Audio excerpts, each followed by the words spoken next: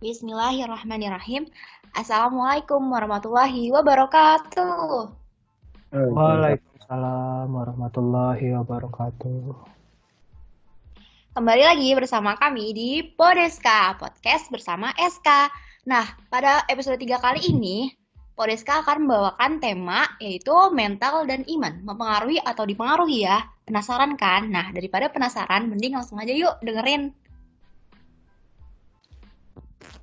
Nah, sebelum kita mulai podcast kita episode kali ini, aku mau nanya dulu dong, kabar kalian gimana nih? Pada baik-baik aja kan? Alhamdulillah, kabar aku baik-baik aja, Noval. Alhamdulillah baik-baik aja nih. Sehat-sehat aja nih, alhamdulillah. Aku juga baik sih, sehat. Cuma lagi banyak pikiran aja sih. Bang Jul gimana nih Bang Jul? Ya gitulah bro sis. Seperti biasanya, sehat-sehat gitulah. Kok lu lemes banget sih Bang? Iya bang, lu kenapa? Iya Pal, iya nih, gua kayak lagi banyak banget pikiran. Wah, pikirin apa tuh? Ya gitulah, PJJ gini bikin gua lemes banget di rumah. Tugasnya kayak nggak berhenti-berhenti banget. Belum lagi masalah yang di rumah ya kan. Wah, bener sih. Gue juga kemarin ngerasa kayak gitu. Mental gua kena kali ya. Mental, emang lu tahu apa itu mental? Kak, tapi pas lu lagi ngerasa mental lu nggak baik-baik aja, ibadah lu gimana, Kak? Ya gitulah. Kadang-kadang suka udah mepet banget. Udah mepet misalnya zuhur nih udah deket-deket asar baru tergerak buat sholat. Wah, kayaknya kita harus kasih solusinya nih. Tapi kayaknya gue nggak butuh solusi deh, gue cuma butuh sendiri. Gimana ya, guys? Kayaknya, tapi aku punya kenalan nih, namanya Kak Delvi. Dia itu orangnya udah lumayan tau lah tentang mental-mental gini. Nah, gimana kalau kita tanya aja ke dia? Boleh tuh. Ide yang bagus tuh. Kak Delvi mana? Itu loh, anak psikologi UI tahun 2016. Dia itu udah concern banget di masalah kesehatan mental gini. Boleh deh dicoba deh. Ya udah Pal, telepon deh Pal.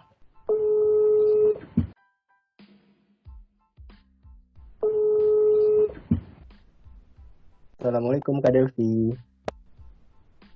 Waalaikumsalam. Jadi gini nih Kak, dari tadi kita ngebahas orang demot lah, mental lah. Tapi sebenarnya tuh kita belum tahu persis nih mental itu apa. Jadi kita mau nanya nih ke Kakak, sebelum bahas kemana-mana, sebenarnya mental itu apa sih Kak? Mental ya. Kalau misalnya nyari definisi kata mentalnya aja, gitu misalnya kayak di KBBI gitu, palingan yang keluar itu lebih ke proses berpikir ya. Jadi kayak mental lu sejauh mana? Nah, berarti cara pikir lu sejauh mana kayak gitu.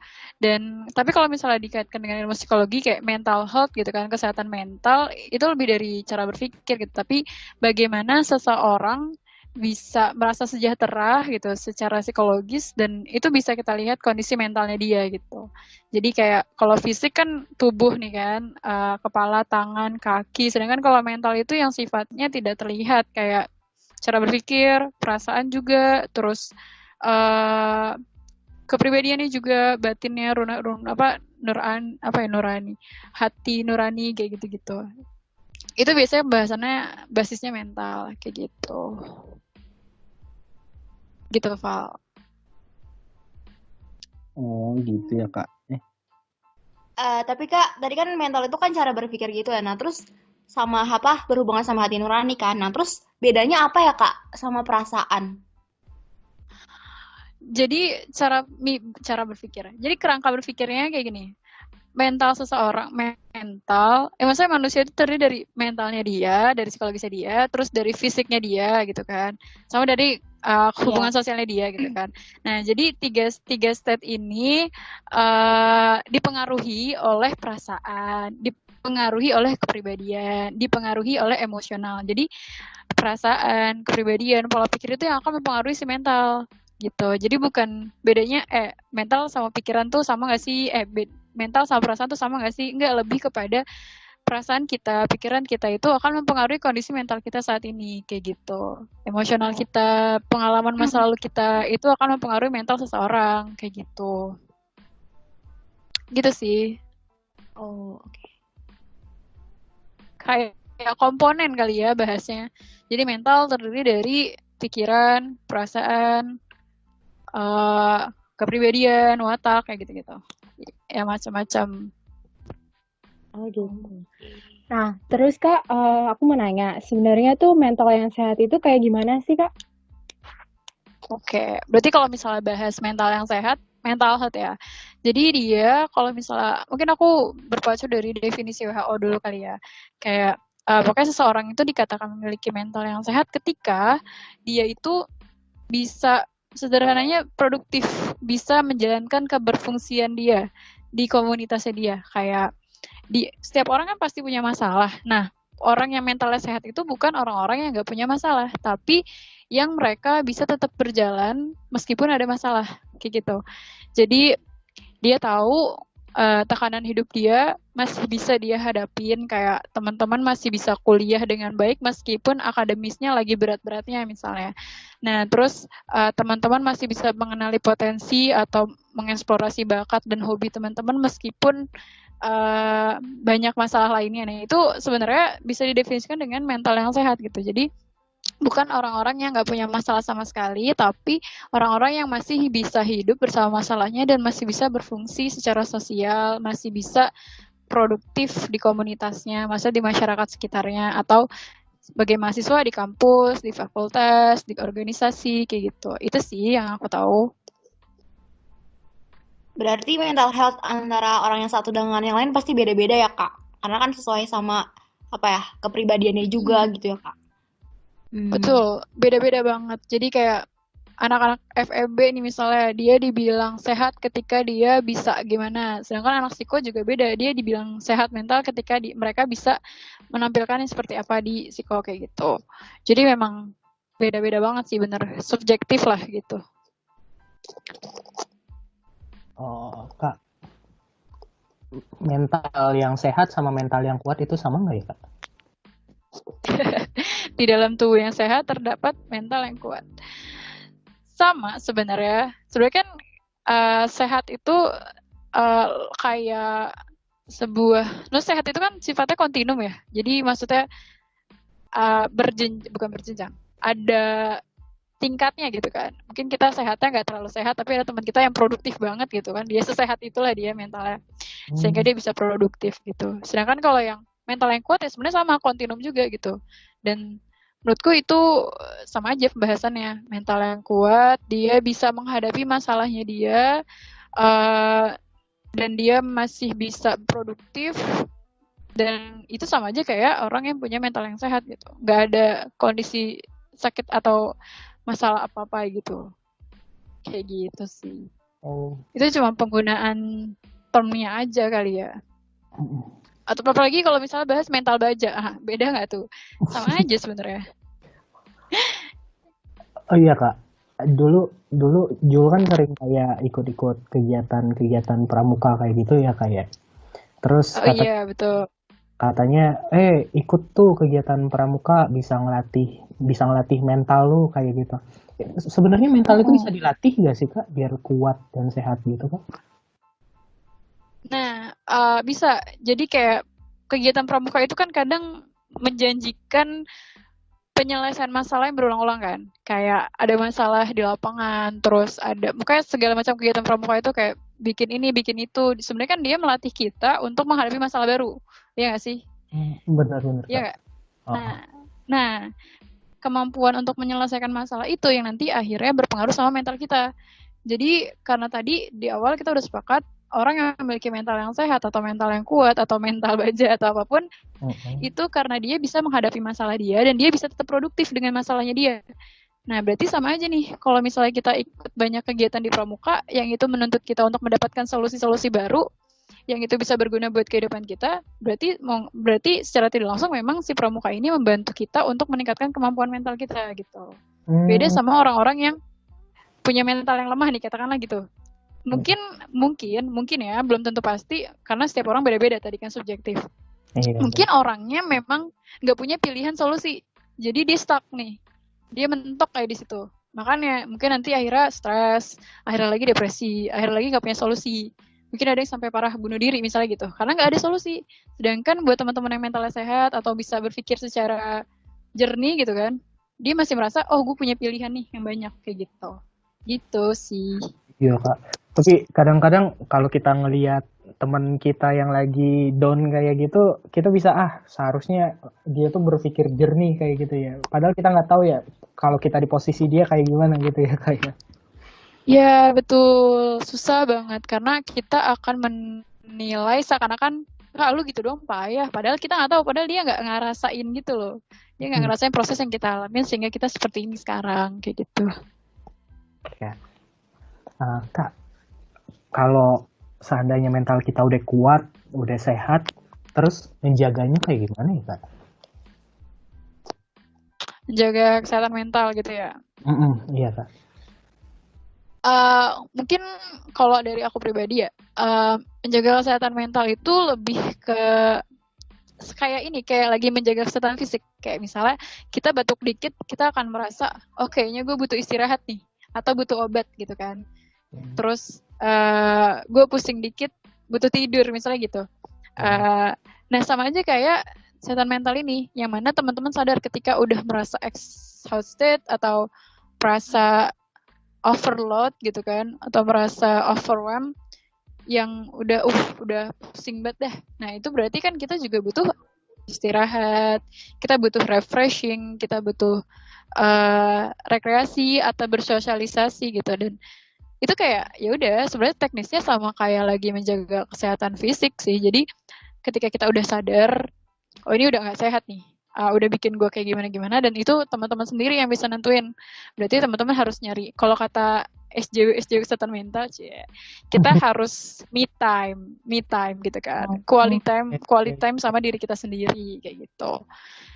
Itu bukan sesuatu yang kayak klise atau gimana. Kadang penting juga untuk kita akhirnya mengambil jeda untuk ngelihat yang udah kita lakuin ini dan yang udah kita jalanin ini baik nggak sih, atau jangan ada yang harus dievaluasi kayak tadi, apakah kelelahan, atau kan ada juga istilah kelelahan emosional gitu kan. Nah itu gimana tuh kelelahan emosional? Nah itu sama aja kayak kelelahan fisik, karena emosinya sudah terlalu diporsir gitu kan, udah terlalu capek, tapi nggak ada solusi lain untuk mengatasi masalah itu, kayak istirahat mungkin, atau cari refreshing, atau meningkatkan bentuk refreshing kayak gitu. Iya Kak, soalnya kalau udah perasaan gak enak gitu mau ngapa-ngapain bener-bener kayak gak ada tenaga banget Kak. Padahal iya makanya daripada terusin terus malah jadi, kalau di fisik mungkin jadinya koma gitu kan. Ya udah. Ya makanya harus tetap aware juga gitu, kita di kondisi yang mana kayak gitu. Oke Kak. Oke. Gitu. Nah, terus misal nih Kak, kayak kita tuh lagi benar-benar ada di mental breakdown, terus kita sampai males ngapa-ngapain gitu. Kita harus gimana sih agar kita tuh nggak ngelakuin yang enggak gitu loh Kak, dan kita nggak terus-terusan terpuruk. Oke. Ini alasan. Sarannya subjektif banget sebenarnya. Ada orang-orang yang kalau lagi mental breakdown itu butuh ditemenin, butuh social healing gitu kan. Jadi yang dibutuhkan adalah dia cerita sama temennya misalnya, atau dia ditemenin sama orang terdekatnya dia. Itu bisa kayak gitu. Dan kalau terus kayak ada yang dia kalau lagi mental breakdown butuhnya cuma istirahat, kayak dikasih jeda waktu. Kayaknya gue harus istirahat dulu nih 2 hari, nggak megang kerjaan dulu. Ada yang kayak gitu. Terus ada juga yang butuh jalan-jalan, maunya keluar gitu kan. Terus kayak gara-gara corona jadi nggak bisa keluar, makin pusing deh. Nah, jadi itu tergantung sama pribadinya masing-masing sebenarnya. Dan yang tahu ya kita tadi, kayak gue sebenarnya lagi butuh apa sih dan apa sih yang bisa bikin gue lebih baik, dan itu tergantung orangnya sih. Jadi nggak bisa aku kasih saran-saran yang spesifik gitu. Jadi ya udah, orang lagi mental breakdown, tanya dulu apa yang lo butuhin saat ini ketika lagi kayak gini. Apakah butuh istirahat, ataukah butuh pendelegasian tugas gitu kan, karena nggak bisa ngerjain itu, ataukah butuh jalan-jalan atau bersosialisasi dan lain-lain. Dan itu orang beda-beda sih. Kalau kita sebagai orang yang tahu ada orang yang breakdown itu kita harus gimana, Kak? Kita tahu nih teman kita lagi bermasalah gitu kan, lagi nggak semangat. Apa yang harus kita lakuin gitu, Kak? Ya, jadi kita harus tanya diri kita dulu sebelum kita membantu orang lain. Kita punya nggak nih research kita mau bantu dia? Maksudnya kita lagi stabil nggak? Atau kita lagi emosi juga? Kita lagi lowong nggak gitu? Nah, setelah kita sadar, kita, oh gue bisa nih bantu dia. Gue mau tanya gitu kan misalnya. Yaudah, ditanya dulu ke orangnya. Sebenarnya apa sih yang dia rasakan? Karena bisa jadi hasil pengamatan atau observasi kita itu salah. Kita nggak tahu masalah dia. Jadi daripada ujuk-ujuk ngasih saran yang sangat solutif gitu kan, lebih baik tanya dulu ke orangnya, ajak ngobrol. Dan menurutku bahasa yang hampir sama ke semua orang yang punya masalah itu ya diajak ngobrol. Jadi kayak apa masalah dia, sebenarnya tanya dulu sih, kayak saat ini lo lagi butuh apa, terus lo pengennya gimana. Yang itu nanti kita bakal tahu jawabannya dari dia, sehingga kita tidak langsung apa ya, kayak memberikan asumsi-asumsi yang itu nggak benar gitu, kayak lo pasti kurang ini, pasti kurang ini gitu. Malah bisa memperburuk keadaan ya Kak kalau kita sembarangan kayak gitu ya Kak ya. Ya sometimes. Gitu sih. Kak, kalau Apalagi misalnya bahasan nih, mental tuh susah. Kak, misalnya nih, mengalami mental breakdown, tapi itu kita tipikal orang yang kayak ngapain dia cerita ke orang lain kan gak bakal bisa merasakan apa yang gue rasakan. Jadi tuh kayak lebih kita pendam sendiri, terus kita nangis sendiri aja gitu. Terus kita self healing sendiri, terus ya apa ya, pokoknya berusaha nyelesain itu sendiri, tapi tanpa cerita-cerita gitu ke orang lain. Nah, menurut kakak itu sehat atau enggak sih kayak gitu? Ya, apa female ya. Sebenarnya kalau dibilang sehat sama nggak sehat tadi, karena sifatnya subjektif ya. Maksudnya tergantung orangnya banget. Jadi kalau misalnya kamu merasa dengan bersikap seperti itu tidak membuat kamu lebih baik, berarti itu nggak sehat gitu. Dan ini waktunya untuk kamu terbuka. Atau kalau memang nggak percaya buat cerita sama teman sebaya, cari ahli. Maksudnya semacam psikolog atau konselor atau cutting yang menurut kamu bisa memberikan solusi lah gitu. Jadi ada orang-orang yang emang kayak gitu, itu memang ada banget gitu. Dia nggak terbiasa buat cerita ke orang lain. Cuman ya tadi yang harus dievaluasi adalah apakah dengan bersikap seperti itu dia bisa menjadi lebih baik, atau jangan-jangan dia malah makin terpuruk gitu. Dan kenapa banyak kampanye-kampanye kesehatan mental itu yang is okay to talk atau cerita dan lain-lain, karena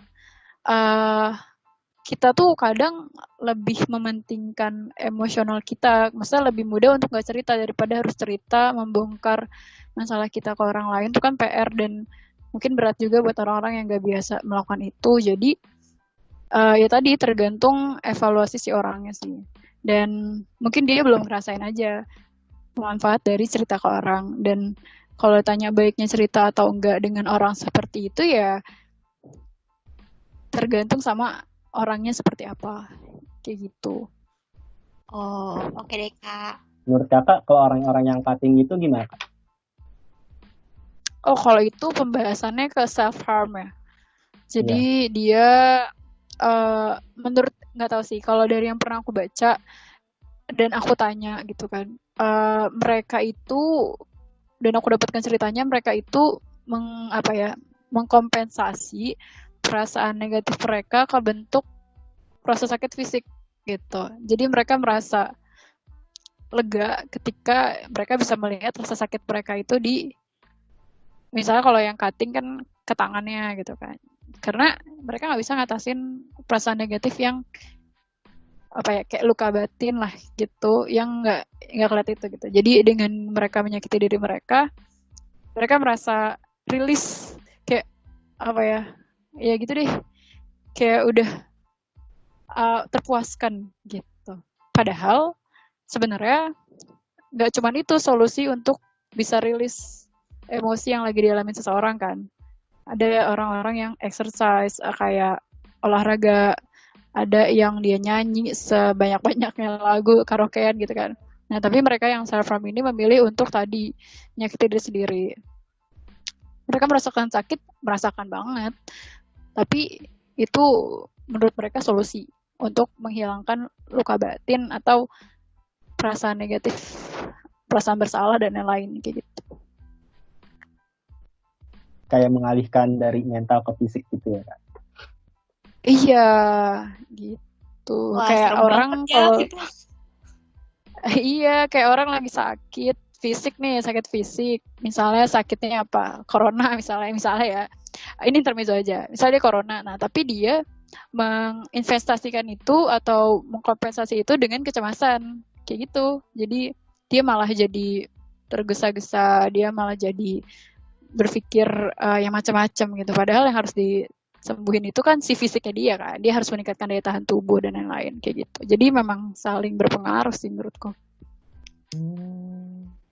Kak, berarti itu tuh kayak bisa jadi habitnya dia gitu ya, Kak? Jadi selama dia nanti ketemu lagi dengan kondisi mental yang lagi nggak baik gitu, dia lagi stres atau dia lagi tersakiti lah batinnya, berarti dia bisa jadi itu menjadi habitnya dia ya, Kak? Nah, terus kalau misalkan kayak gitu tuh sebenarnya bisa sembuh nggak sih, Kak?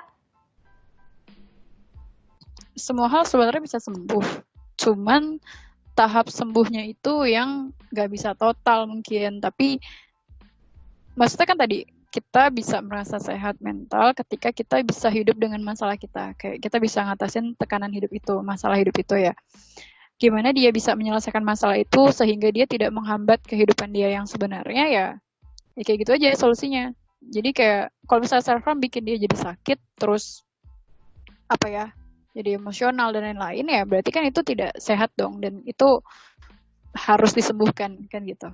Dan dia misalnya akhirnya bisa mengalokasikan kegiatan yang lain gitu untuk rilis dia, ya itu sih. Dan kayak tadi sehat itu kan kontinum, jadi bisa ke tahap penerimaan, bisa ke tahap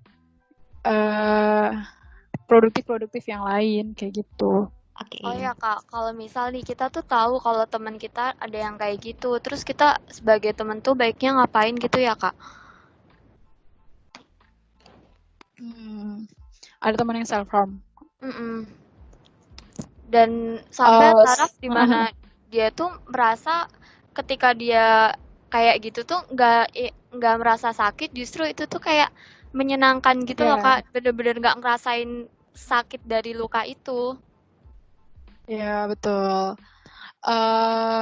Pertama pasti yang kita lakuin sebagai temen ya kita bakal ngasih tahu dia dong kayak ini tuh nggak baik ya nggak sih. Nah tapi sebelum bisa ngasih tahu hal itu sebenarnya mereka itu perlu kita tadi kembali lagi dengerin dulu, maksudnya kenapa mereka bisa, kita harus tahu persis nih kenapa dia bisa ngelakuin hal itu, ketika apa aja mereka ngelakuin hal itu, dan teman-teman punya nggak kapasitas untuk membantu dia seperti itu gitu, punya waktu yang banyak nggak untuk menghadapi dia yang seperti itu, karena ini akan berpengaruh ke depannya. Dan kalau memang teman-teman butuh bantuan ahli, menurutku nggak apa-apa juga sih untuk mencari ahli gitu, kayak ke psikolog atau ke konselor gitu. Dan tapi memang orang-orang yang seperti itu ya butuh dikasih tahu solusinya, tapi dikasih taunya setelah kita memahami apa yang sebenarnya dia rasain gitu, biar kita bisa relate gitu ke dia. Dan mungkin bahasanya sederhana itu empati dulu gitu, kayak gitu sih. Oke Kak. Jadi nggak ada solusi yang benar-benar harus diajak jalan-jalan, nggak bisa kayak gitu juga gitu. Kayak solusinya dikasih jeruk nipis nggak sih Kak Yuyu? Datang ke rumahnya terus kasih jeruk nipis. Biar kerasa kalau itu sakit. Jangan. Astagfirullah. Boleh, boleh. Ya Allah. Nah, terus nih Kak, sebenarnya mental ini ada hubungannya nggak sih Kak dengan iman seseorang? Pertanyaannya, apakah mental dan iman saling berpengaruh gitu kan? Iya Kak. Nah, kalau jadi aku sempat nanya beberapa orang yang backgroundnya sama kayak teman-teman nih yang ada di LD. Kayak kenapa sih orang bisa beragama terus dia masih bisa stres padahal di agama itu kan diajarkan untuk penerimaan, tawakal, terus kesusahan-kesusahan ini akan dibalas di surga misalnya kayak gitu. Nah, Iya. ternyata ada proses yang itu kadang tidak dilakukan oleh orang-orang yang beragama, yaitu bagaimana sejauh mana dia memahami agamanya dia. Dan kalau misalnya tadi pembahasannya berarti sejauh mana keimanannya dia ini sejauh mana pengetahuan agama dia ini bisa meningkatkan keimanannya dia gitu. Jadi menurutku dan sedangkan kalau kondisi mental seseorang itu poin yang beda lagi sama keimanannya dia gitu. Jadi kayak ya udah tadi mental kan hubungan fisik, mental itu kan bagian dari manusia, fisik, psikologis gitu kan. Nah, sedangkan keimanan ini hal lain nih di luar manusia itu yang manusia itu bisa terima dan manusia itu bisa tolak gitu kan.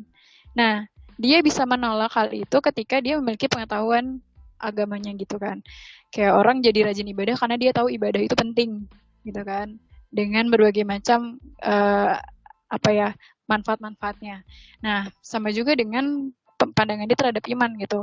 Orang jadi ngelakuin banyak ibadah karena dia merasa iman itu penting gitu kan. Nah, sedangkan si mental ini proses yang berbeda lagi. Cuman kalau misal mental kan tadi berkaitan juga sama perasaan seseorang. Nah, kita kadang bisa menerima hal-hal yang baik ketika lagi merasa baik gitu. Karena keimanan adalah sesuatu yang baik gitu. Kayak kita menyerahkan masalah kita pada sebuah kekuatan yang besar atau yang kita sebut Allah gitu kan. Terus kita memberikan masalah-masalah kita itu pakai pengharapan yang tadi bahwa semua ini sudah terjadi dan sudah ada yang mengatur. Nah, kita bisa menerima hal itu ketika kita memiliki bukan kondisi mental tapi lebih ke proses berpikir dan perasaan yang lagi positif juga gitu. Karena susah nih kalau orang yang lagi punya masalah, lagi negatif-negatifnya, lagi marah-marah, terus dia dikasih masukan ini sudah ada yang mengatur gitu. Ini sudah itu kan susah gitu kan. Kayak emang nggak masuk. Frekuensinya beda Beda. gitu ya. Iya gitu, frekuensinya beda betul. Nah, sedangkan kita kadang bisa menerima tadi masukan keimanan itu ketika kita memiliki kondisi mental yang emang lagi positif juga gitu. Kayak ya udah kan banyak nih orang berdosa gitu kan misalnya mereka lagi negatif kan kayak mereka habis mungkin menyakiti orang lain atau mereka habis ngelakuin hal-hal yang itu tidak sesuai dengan moral masyarakat gitu kan. Nah, mereka susah untuk akhirnya dapat banyak informasi tentang keimanan, tentang keberadaan Tuhan. Tapi mereka harus diubah dulu nih untuk mereka akhirnya merasa tenang, untuk akhirnya mereka bisa atau siap menerima informasi-informasi terkait dengan keimanan tadi atau baru bisa diajak ibadah dan lain-lain kayak gitu. Jadi itu proses yang bisa jadi bukan saling mempengaruhi tapi lebih kepada kita baru bisa menerima si keimanan ini dengan baik ketika kita memiliki mental yang emang lagi positif juga kayak gitu. Jadi emang yang karena keimanan sesuatu yang baik gitu kan. Iya kak. Biasanya ya kalau orang tua Jul ngelihat Jul lagi demot banget nih, terus kayak nasihat, ya udah Jul, sholat gi sono, doa biar dikasih ketenangan segala macem kayak gitu kak.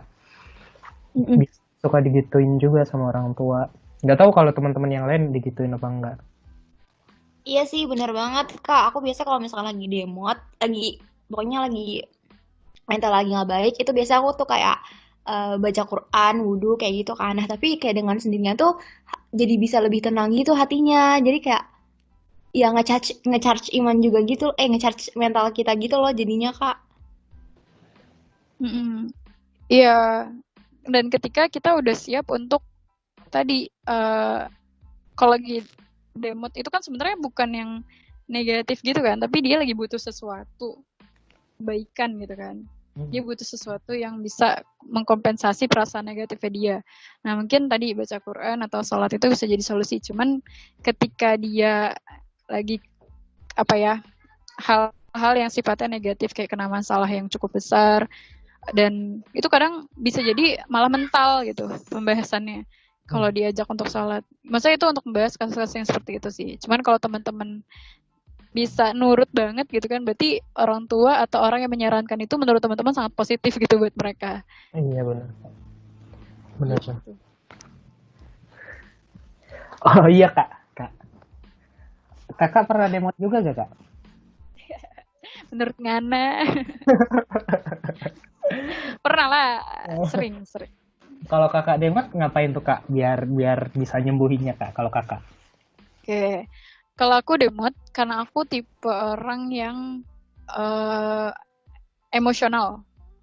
Nggak emosional. Jadi kayak karena sekarang mungkin aku nggak terlalu banyak bergabung dengan organisasi, jadi lebih emosional gitu. Jadi ada bentuk coping, emotional based coping. Jadi aku harus happy dulu nih untuk bisa ngelakuin sesuatu. Tapi ada orang-orang yang problem based coping. Aku harus nyelesain masalah dulu. Bodo amat lah lagi sedih atau lagi apa. Nah, sedangkan kalau aku lagi demot, lagi butuh motivasi, ya harus nyari hal-hal yang sifatnya menyenangkan. Kayak nonton, terus membaca buku, atau mendengarkan orang di YouTube dan lain-lain kayak gitu. Jadi emang harus emosionalnya dulu terselesaikan gitu sih kalau lagi demot gitu. Oh. Gitu. Kalau juga tergantung kak? Iya itu tergantung. Maksudnya aku mungkin kayak gitu, tapi itu belum tentu berlaku sama teman-teman. Gitu. Iya. Kalau Jul biasanya lagi demot gitu suka banyak makan kan? Bisa juga. Tapi kalau makannya kebanyakan banget bisa jadi self harm tau Zul. Oh, termasuk juga itu kak? Iya karena kan kita. Tuh kak, dengerin kak. Jadi kayak apa ya? Tapi nggak akhirnya jadi self diagnose ya. Maksudnya kita harus sadar juga nih taraf makan kita udah benar-benar nyelesain masalah apa enggak gitu, nyelesain emosi dan demot kita apa enggak. Tapi kalau itu dia berlebihan terus-terusan gitu kan, nanti jadi diabetes atau jadi gimana ya, bisa jadi itu salah satu self harm. Kan self harm intinya menyakiti diri sendiri kan, gak harus dengan gunting-gunting atau silet-silet gitu. Iya. Soalnya kak abis makan terus ngeliat timbangan bukannya makin sembuh malah makin sakit jiwa kak rasanya kak. Harus direvisi. Bener kak. Aduh. Gitu. Wah kita jadi sekalian curhat nih kak. Boleh. Aduh. Kadang kita tuh bisa mental kita itu bisa semakin sehat ketika kita bisa kita punya life purpose, kita punya hidup yang bermakna, kita punya tujuan hidup yang jelas gitu kan. Dan orang-orang yang beragama dan mereka benar-benar memahami agamanya kan punya hal itu kan. Hidup untuk mengabdi pada Tuhan, untuk mengejar surga, kehidupan setelah mati dan lain-lain, itu sebenarnya bisa mengkompensasi tantangan-tantangan atau masalah-masalah kesehatan mental mereka gitu. Jadi mereka kadang bisa lebih sabar, bisa lebih tawakal dan lain-lain. Tapi itu sifatnya tidak kausalitas kalau dari yang aku ketahui ya. Jadi bukan berarti orang yang mentalnya jelek itu jauh dari Tuhan kayak gitu-gitu, enggak. Cuman salah satu faktornya adalah agama bisa memberikan kebermaknaan hidup yang mungkin itu sebenarnya dicari sama seluruh manusia gitu. Manusia kan nyari kebenaran, kebijaksanaan, cinta dan lain-lain kan. Gitu. Ya berarti kalau orang lagi mentalnya lagi down gitu, berarti kita nggak boleh itu ya kak, kita kayak nyuruh dia kayak lebih mendekatkan diri dengan Allah gitu. Jadi itu kayak nggak cocok aja gitu kan? Bukan nggak boleh, tapi mungkin proses atau momentumnya belum tepat, gitu, kan? Oh iya. Jadi kita harus memahami dulu dia itu kondisinya seperti apa. Karena kalau dia lagi negatif, dia akan sulit menerima hal-hal yang tadi udah kita bicarain, gitu. Jadi harus tunggu dia kalem dulu, baru nanti diajak dikenalin sama hal-hal yang menurut kita itu baik, gitu. Kalau memang orangnya ternyata dapat hidayah, gitu kan, misalnya ya lanjut gitu kan. Tapi kalau misalnya dia menolak, ya kita nggak bisa apa-apain kan. Iya. Gitu sih. Jadi momen itu hal yang baik, tapi momentumnya itu kadang nggak pas. Jadinya dianggap negatif deh. Harus bisa ngelihat keadaan juga ya Kak jadinya kayak kita ya. Iya, ya sebenarnya itu kayak dakwah fardiyah yang diajarin juga kan sama Rasulullah gitu. Kita harus tahu kondisi orangnya itu butuhnya apa sebelum kita ngajak dia untuk ke sesuatu kayak gitu. Bener-bener Kak. Iya, bener banget. Kak, Yup, udah puasa hari ke-15 lancar gak nih Kak puasanya Kak? lancar, alhamdulillah. Alhamdulillah. Wah, gak sabar nunggu lebaran nih Kak. Ih, Oke, kenapa pengen cepet-cepet lebaran, Kak Jul? Aku gak malah sabar pengen nunggu corona gak sih? Iya, Iya, nggak sabar nunggu corona. corona sih yang percuma Selesailah juga corona lebaran. ini. Iya Kak. Tapi Kak, aku mau tanya deh, Kak. Boleh? Kan ini lagi corona ya, Kak. Terus Iya, betul. aku lihat tuh di saat corona gini tuh banyak orang yang makin stres gitu loh, Kak. Karena yang tadinya dia mungkin bisa ngelakuin aktivitas yang dia suka, terus jadi nggak bisa gitu, outdoor gitu. Nah, terus itu nggak sih, Kak? Kayak apa ya? Kayak alternatifnya gitu, biar kita tuh tetap selalu happy gitu, biar kita bisa apa ya? Ya, tetap bisa ngelakuin apa yang kita lakuin gitu. Ya. Nah, kembali sama definisi di awal bahwa kita bisa sehat ketika kita bisa mengatasi tekanan yang terjadi di hidup kita gitu kan. Masalah yang ada di hidup kita. Dan masalahnya sekarang berbeda nih. Karena tantangannya baru, masalahnya baru, modifikasi dari masalah itu harus baru juga. Problem solvingnya harus baru. Jadi orang yang biasanya keluar nih, dia harus punya solusi lain untuk mengatasi kegiatan yang udah hilang itu gitu. Jadi emang orangnya sih yang harus pintar adaptasi dan mengubah kegiatannya dia, kayak yang biasa olahraga muter-muter gitu kan, jadi harus workout di rumah. Terus yang biasa ketemu di forum-forum diskusi jadi harus online, dan dia harus bisa mulai beradaptasi dengan hal itu. Dan ketika dia gagal beradaptasi, bisa jadi dia jadi stres dan mengganggu kesehatan mentalnya dia kayak gitu. Jadi memang kemampuan seseorang dalam menghadapi tekanan dia saat ini tuh sangat mempengaruhi kondisi dia sekarang kayak gitu. Jadi emang harus pinter-pinter adaptasi deh kayak gitu di saat yang kayak gini. Oke, Kak. Kakak ini tahun terakhir ya Kak ya? Betul. Wah. Semangat Kak. Iya, doain ya, lagi skripsian sambil from home gitu kan. Sidang lagi. Itu sidangnya online dong Kak antar ya Kak ya? Betul sekali. Waduh. Kak, tapi itunya gimana, Kak? Kan harus ada kayak penelitian gitu nggak? Kebetulan penelitiannya online, tapi teman-temanku yang penelitiannya eksperimen itu akhirnya harus beradaptasi dengan dia mengubah satu sampai akhir. Waduh. Sulit ya. Iya makanya. Tapi kalau dia stuck kan dia nggak bisa survive juga kan, jadi malah stres doang gitu kan. Nah kita dituntut untuk bisa changing gitu. Adaptasi. Jadi iya begitu, adaptasi. Wah, nggak kebayang dah. Kak, kan apa ya? Kalau sekarang tuh kita nggak bisa keluar kan, Kak. Nah, terus Kakak punya nggak sih saran-saran itu kayak website konsultasi gratis gitu? Banyak sebenarnya kalau dicari kayak rekomendasi dari Kakak apa? HIMSI. Coba dilihat di akunnya HIMSI, himpunan Psikolog Indonesia. Bukan, IPK. Pokoknya yang berkaitan IPK itu Ikatan Psikolog Klinis. Itu ada konseling online-nya. Terus pokoknya yang dari badan-badan resmi aja konseling online-nya. Dan menurutku semua itu akan menjadi worth it atau enggak ketika sudah dicoba.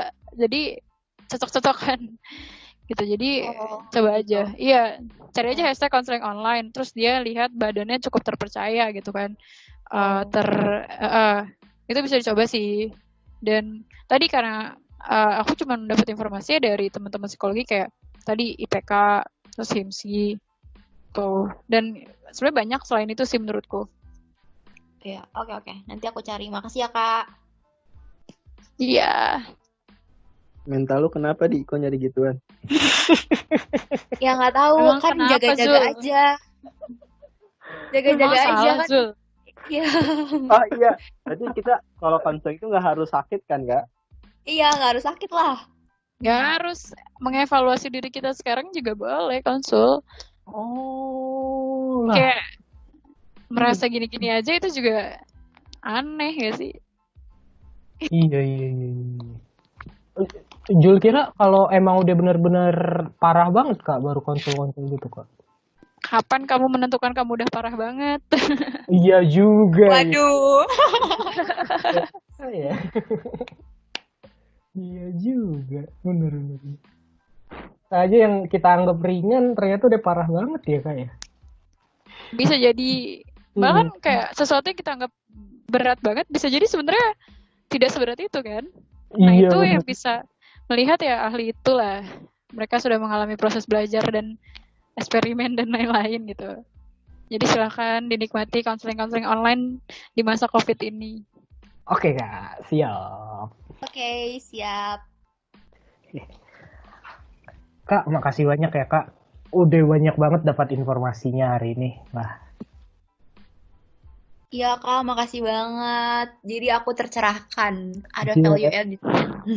tercerah. Sama-sama. Alhamdulillah. Makasih banget juga Kak udah mau jadi pembicara. Wah. Ini kita kayak lagi mentoring ya. Oh. Iya ya, Kak. Benar-benar. Sip-sip sama-sama, semoga bermanfaat buat teman-teman dan buat aku juga.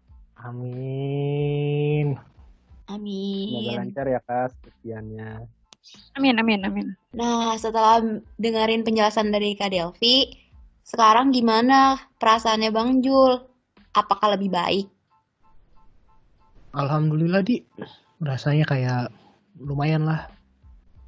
Ya, kalau terlalu berlarut-larut kayak gini juga gak bagus. Yang penting Bang Jul cari aktivitas lain deh, biar bisa ngalihin, biar bisa kembali normal seperti biasanya. Ya nggak? Iya, benar banget tuh Bang. Teman-teman yang lain juga jaga ya kesehatannya ya, apalagi lagi masa-masa kayak gini nih. Mudah-mudahan teman-teman selalu dalam perlindungan Allah Subhanahu wa Ta'ala, dijauhkan dari penyakit. Oke deh, jangan lupa tetap pantengin terus Podeska episode selanjutnya. Mudah-mudahan Podeska selalu jadi teman kalian buat ngisi waktu luang. Dan mudah-mudahan Podeska bisa bermanfaat buat teman-teman semua. Amin. Sekian Podeska kali ini. Wassalamualaikum warahmatullahi wabarakatuh. Waalaikumsalam warahmatullahi wabarakatuh. Waalaikumsalam warahmatullahi wabarakatuh.